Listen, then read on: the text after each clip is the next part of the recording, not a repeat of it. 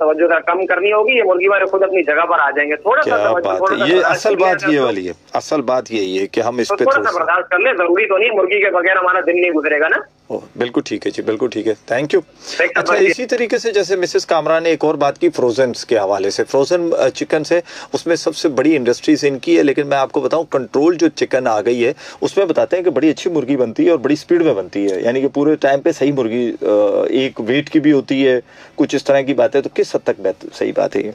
देखिए, control farming पहले जो है ना वो ओपन शेड पे मुर्गियां लोग पालते थे, जो है ओपन शेड पे, जैसे ही आपने वीडियो में देखी है ना जो जख्म के निशान आए हुए, ओपन शेड में इस टाइप की कैजुअलिटीज ज्यादा होती है। अच्छा, जो मसद देख के वो जो समझ गया, सुथराई में जो है ना वो जाहिर बात है मुर्गी को बेलचे के साथ जो है ना वो उठाते तो मुर्गी ऊपर नीचे होती रहती है, तो जख्मी हो जाती है, जख्मी हो गया, मुर्गी बैठी हुई है तो वो जख्म पकना शुरू हो गया। बिल्कुल सही है। जिस सूरत में ये जख्म के निशान भी अमूमन जो है ना मुर्गी के अंदर आपको मिलते नजर आते हैं। अब कंट्रोल शेड की जहाँ तक बात है, कंट्रोल शेड में अगर आपने कभी कंट्रोल शेड के अंदर से जाके सर्वे किया होगा आपने, तो कंट्रोल शेड बहुत एक प्रॉपर और एक मैनेज है उसको किया गया है। मुर्गी को बहुत साफ सुथरी मुर्गी आती है। आपने अगर उसको जिंदा मुर्गी भी आप चेक करके देखेंगे तो किसी भी दुकान पे जाके कंट्रोल शेड की मुर्गी जो, तो वो आपको बिल्कुल साफ सुथरी और अच्छी खूबसूरत सी नजर आ रही है। बिल्कुल ऐसे ही है।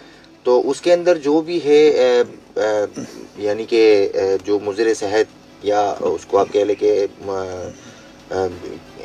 जो असरात होते हैं उसके, जो भी वायरस के होते हैं उसकी वैक्सीनेशन प्रॉपर तरीके से की जाती है और उसको केयर बहुत अच्छे तरीके से कंट्रोल शेड में किया जाता है।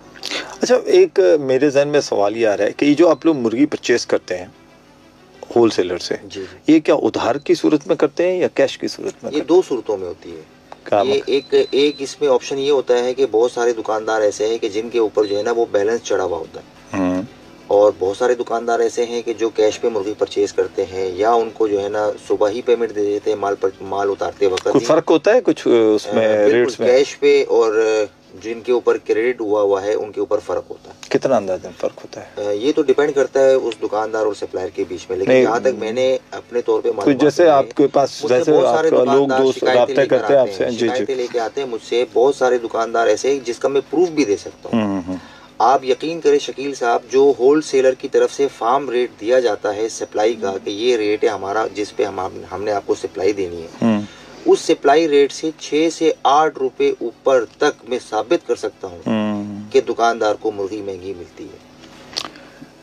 अब ये देखें जी, इसलिए भी एक वजह ये भी सामने आती है कि जब आप जाते हैं, अच्छा फिर एक चीज़ मैं फिर से इसमें ऐड कर दूं कि फ्रोज़न जितनी मुर्गी बनती है इसमें ज़्यादातर उनके अपने कंट्रोल शेड फार्म्स हैं और बड़ा बिजनेस है उनका। उनको ये जो मार्केट पे आ रही है मुर्गी, इससे उनकी सेहत पे कोई असर नहीं पड़ता, बल्कि जो फ्रोज़न है आप उसको नोट करें कि उसकी कीमतें मुसलसल कंटिन्यू वही चल रही होती हैं। वो हर 15 दिन के बाद हर दूसरे दिन उनकी रेट पे ना माइनस होता है ना प्लस होता है, ऐसा पॉसिबल नहीं है उनके लिए।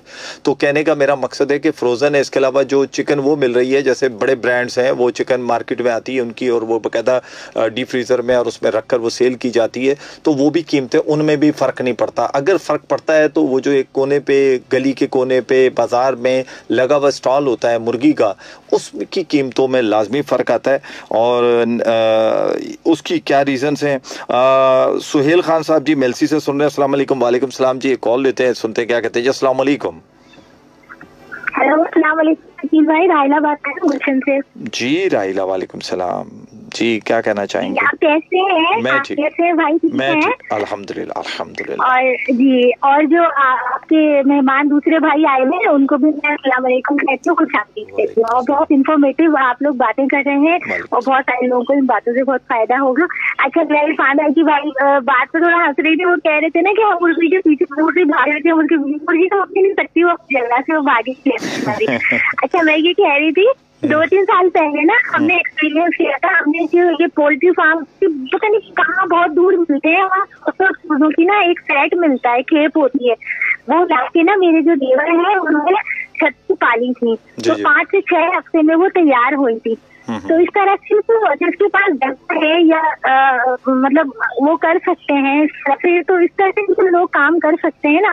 तो हमने पाली थी और उनको कोई इंजेक्शन नहीं लगते हैं, बस उनकी फीड अलग आती है और 15 से 20 दिन में शायद उनको ना पानी में मिला के उनको दवा दी जाती है ताकि वो बीमारी से महफूज है और उनकी वो केयर होती है।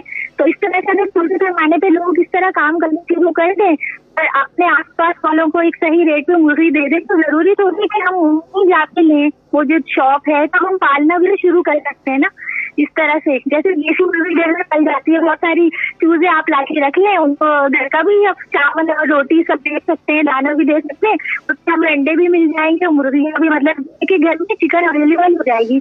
थोड़ा सा हमें ऑर्गेनिक साइड पे जाना होगा, जरूरी हम तो दुकानों से ही लें, ये बस लाजिम मजदूर थोड़ी हो गया। पहले भी होता था हमारे आज के जमाने में, उनके यहाँ थोड़ी सी जगह थे, उन्होंने रखे हुए थे और मोहल्ले वाले सब आके उनसे एंटर होकर चले जाया करते थे। तो इस तरह से भी हम लोग कर सकते हैं ना, जिनके घर में जगह हो। तो हमने इसलिए ये बंद करके एक बार कहता है, क्योंकि असल में उसमें ना जरा स्मेल बहुत होती है। मैं ये भी बता रही हूँ कि उसमें ना इतनी स्मेल होती है, तो हमारी मेरी सास ने कहा कि पड़ोसियों को तकलीफ होगी इस वजह से, तो इसलिए हमने बंद कर दिया ये। वरना जिनके पास अवेलेबिलिटी है, जरा बड़े टट्टा सा एरिया है, जरा खुला एरिया है, वहाँ पे इस तरह से रखी जा सकती नहीं, पल जाती है घर में, इतना ज्यादा मुश्किल नहीं होता है। ठीक हो गया जी, बहुत शुक्रिया। वाले सब ले सकते हैं। और मैं ये कहती कि क्या करते हैं ना, जैसे तो उसको थोड़ा सा रेस्ट देना चाहिए, थोड़ा वेट करना चाहिए, और वरना ये होता है कि ब्लड उसमें रह जाता है, तो अच्छी तरह से उसे ठंडा करके ना फिर लेना चाहिए, जिंदा ही लेना चाहिए। हम भी इसी तरह लेते हैं। अच्छा भाई, अल्लाह हाफिज। अल्लाह हाफिज जी। बिल्कुल ऐसा ही है। लास्ट एक कॉल मुझे शायद औरंगी टाउन से थी, जिन्होंने बताया कि उनके घर पे लाइट भी है, सोलर सिस्टम लगाया हुआ है, मुर्गी कभी नहीं खरीदते, अपनी मुर्गियाँ पाली भी हैं, कुछ बकरे रखे हुए हैं, तो शायद उनको कोई बड़ा घर होगा ना, और वरना तो मोहल्ले वाले ही आपको घर से निकाल देंगे कि आप लोगों ने यहाँ पर। जहाँ तक मोहम्मद नहीं, आप कह रहे हैं कि बाइकाट कर देंगे तो खाएंगे क्या, तो मेरे दोस्त हमने कब कहा कि आप बाइकाट करें? आप खाइए, बिल्कुल खाइए, कोशिश कीजिए कि कम खरीद लीजिए। हम ये हरगिज़ आपको मना नहीं कर रहे कि आप मुर्गी का बाइकाट कर दें। मुर्गी का तो बाइकाट आप करेंगे तब भी वो बिकेगी, उसका गाहक तो फिर भी है। मसला ये है कि अगर आप कोशिश करेंगे तो उसका फ़ायदा सिर्फ ये होगा कि मिसाल के तौर पे आपने अगर घर पे पूरे महीने के लिए 4 किलो सोची है, तो आप 1 किलो लाकर इस्तेमाल करेंगे तो ऑटोमेटिकली वो मुर्गी के रेट नीचे आना शुरू हो जाएंगे।